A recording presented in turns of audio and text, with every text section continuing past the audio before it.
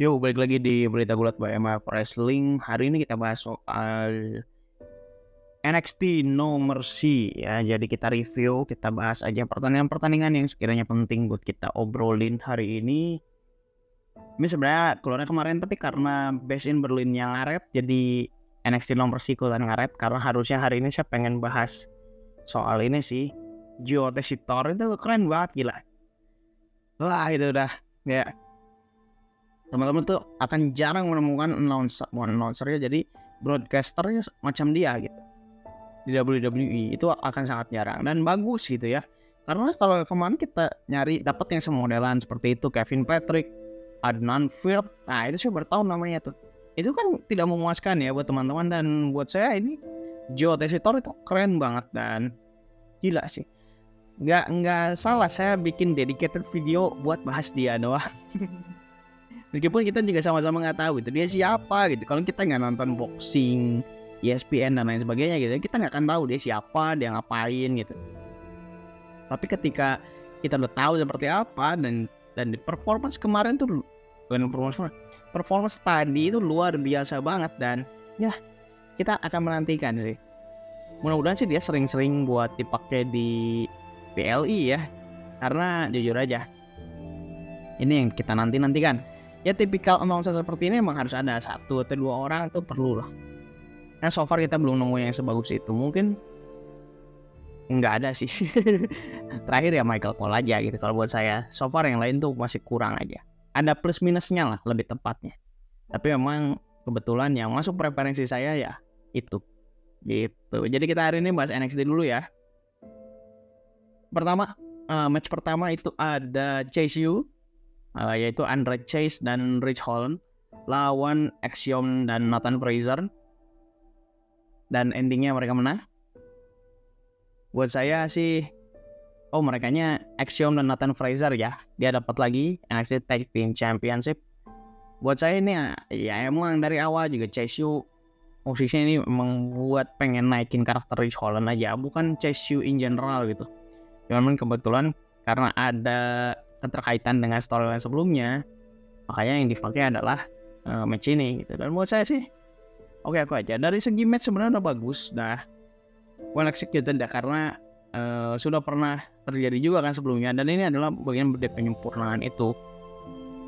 Ada beberapa minus mungkin kayak selling si yang dikeluarkan dari Rich Holland gitu ya, itu kayak kurang enak. Tapi emang karena Rich Holland juga nggak ngerti sih saya kalau ngomong soal Rich Holland tuh, dia disebut berpengalaman enggak, tapi pengalamannya nggak nol banget gitu. Toh dia juga sebenarnya dari main roster turun lagi ke NXT kan, cepet banget loh dia itu sebenarnya. Dia baru di NXT terus naik ke main roster, tidak lama turun lagi ke NXT gitu. Makanya saya tuh nggak ngerti gitu, apa sih yang bikin Rich Holland itu dianggap jelek ya. Kecuali yang kata orang itu membunuh kader Biggie gitu ya katanya ya. Cuman buat saya sih bukan masalah itu, tapi lebih ke Rich Holland tuh gimana ya, kayak sebenarnya udah cocok banget gitu, tipe-tipe karakter yang emang dibutuhkan, tapi ya kayak eksekusinya tuh kayak nanggung, ini mau diapain. Dari Rich Holland tuh mau dibikin seperti apa karakternya, jadi kayak nggak kena aja. Dan di Chase U aja saya melihat itu kayak dibuat-buat gitu, jadi kayak kurang kena aja ke Rich Holland. Tapi kita patut menantikan sih kedepannya bakal seperti apa dan eksekusinya bagaimana ya. Oke, match kedua itu ini saya nggak order ya, nggak sesuai order mungkin, jadi saya agak lupa ordernya gimana, tapi ya kurang lebih matchnya emang itu Wesley lawan Zachary Wentz. Zachary Wentz menang. Ini buat saya ini lebih ke storytelling, gimana pecahnya The Rascal sih, ini tuh keren buat saya. Pecahnya karena Wesley nggak ada ya, bukan semuanya pisahin. Karena Trey Miguel kan masih sama Zachary Wentz. Ini sih buat nge-showcasein matchnya WWE lawan TNA gitu, dan keren banget sih. Dan ini memperlihatkan itu, jadi kayak nggak, Wesley lu tuh nggak bisa kayak gitu loh.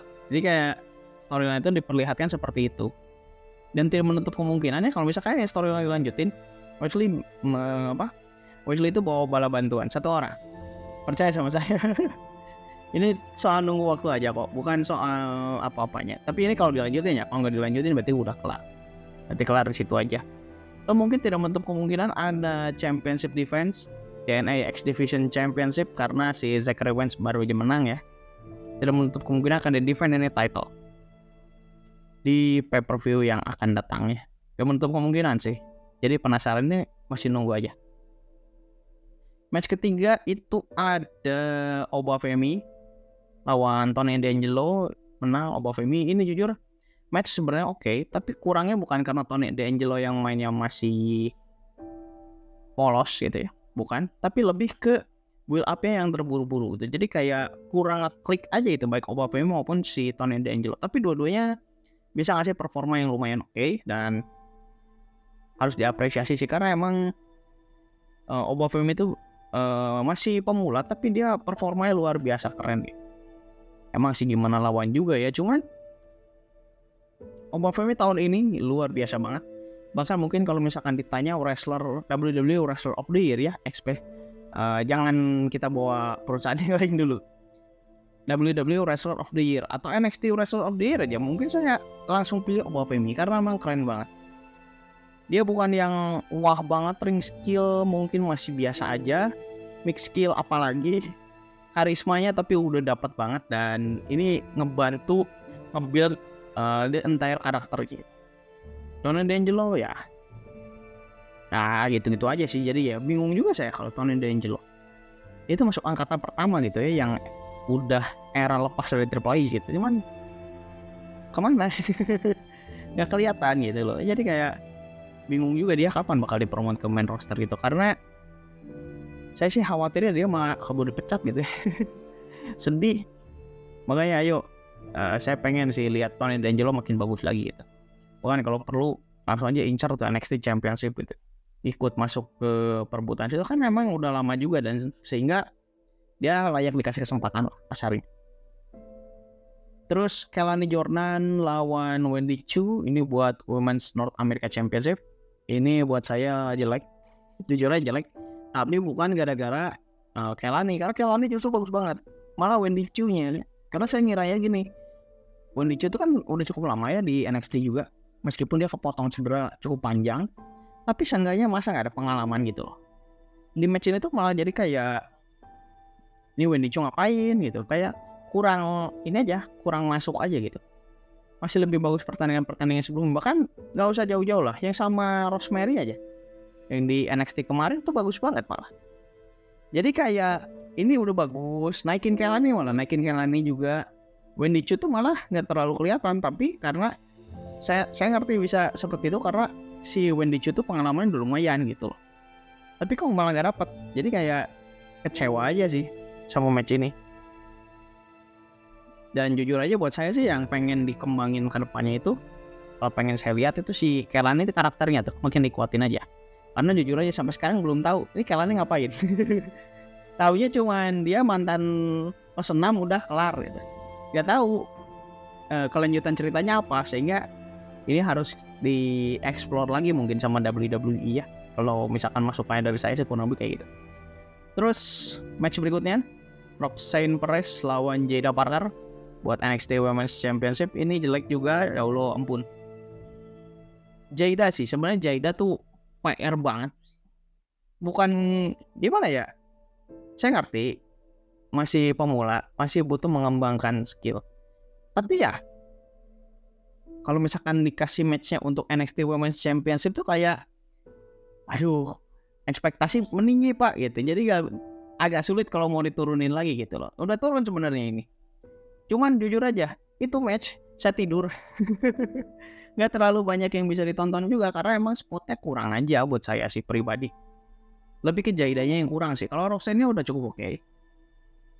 Saya lihat beberapa bagiannya karena saya tidur kan. Dan sesuai omongan aja saya tidur main di match itu. Jadi kayak ya udahlah. Tapi yang terobati adalah Giulia. Finally dia sudah berseragam WWE, sudah berseragam NXT ya. Sehingga kita harus menunggu nih kapan Roxanne mau diadukan sama Giulia gitu. Bahkan saya menunggu debutnya dia gitu, karena mungkin besok NXT gak tahu ya, nanti kita lihat aja. Match terakhir itu adalah bentar. Ethan Page lawan Joe Hendry dengan Trick Williams sebagai wasit. Ini match lumayan mantap sih. Jujur aja, baik dari Ethan Page, Joe Hendry maupun Trick itu sama-sama ngasih performa terbaiknya gitu di match itu. Emang buat saya sih so far match terbaiknya justru buat saya pribadi itu Chase U lawan Axiom sama Nathan Fraser. Tapi match ini juga gak kalah bagusnya. Meskipun Joe Hendry kalah, tapi seenggaknya dari sini kita melihat gitu, oh beneran nih wrestler TNA itu di showcase seperti ini, diperlihatkan bagus-bagusnya. Oh ini seperti ini pak, wrestler TNA kita punya tuh begini, diperlihatkanlah satu-satu. Dan itu buat saya keren gitu. Dan kita menunggu hal-hal seperti ini ke depan ya, kalau misalkan si partnership-nya memang masih dilanjut gitu ya. Oke lah, mungkin teman-teman mau julid lah soal, oh tapi masa Joe Hendry gak menang kan partnershipnya sebenarnya. Tapi kan kalau AEW ya udahlah, nggak usah dibahas gitu ya. Nggak usah dibahas kalau misalkan tiba-tiba bawa AEW, karena apa, nggak beres nanti perdebatannya bakal balik lagi ke tribalism bullshit itu. Baik mana WWE atau AEW itu nggak akan beres. Kita fokus ke partnership yang ada sekarang aja gitu. Yang mana buat saya partnership-nya ini udah berjalan dengan baik dan mudah-mudahan bisa bertahan lama gitu. Ya memang sih ada waktunya kita nggak usah partnership dulu, tapi ya kalau misalkan partnership yang sudah ada ini dimaksimalkan, tidak menutup kemungkinan akan terjadi partnership berikutnya dengan perusahaan lain yang bahkan kita mungkin nggak ketebak bakal sama perusahaan yang mana. Dan itu sih buat saya menjadi lanjutan yang cukup fresh gitu ya dari NXT kali ini. Nomor C bisa dibilang secara keseluruhan sudah cukup oke. Mungkin match woman-nya aja yang banyak harus diperbaiki.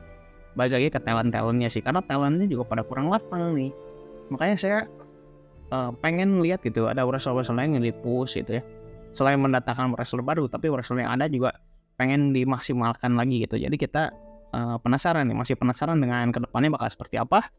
Dan mudah-mudahan sih kita masih bisa melihat show-show terbaik gitu ya ke depannya ya di NXT ini. Karena bentar lagi bakal pindah channel pak, dari USA Network ke CW. Sehingga penyajiannya bakal seperti apa nih kalau misalkan sudah dipindahkan ke CW ke depannya. Ya, itu aja dulu buat hari ini. Semoga kita bisa bertemu kembali di video berikutnya. Silakan teman-teman, kalau ada mau like dan share jika video ada bermanfaat silakan. Jangan lupa subscribe biar gak ketinggalan update berikutnya dari MF Wrestling, dan komen kalau ada ide-ide dan lain sebagainya ya silakan ya. Yuk sekian.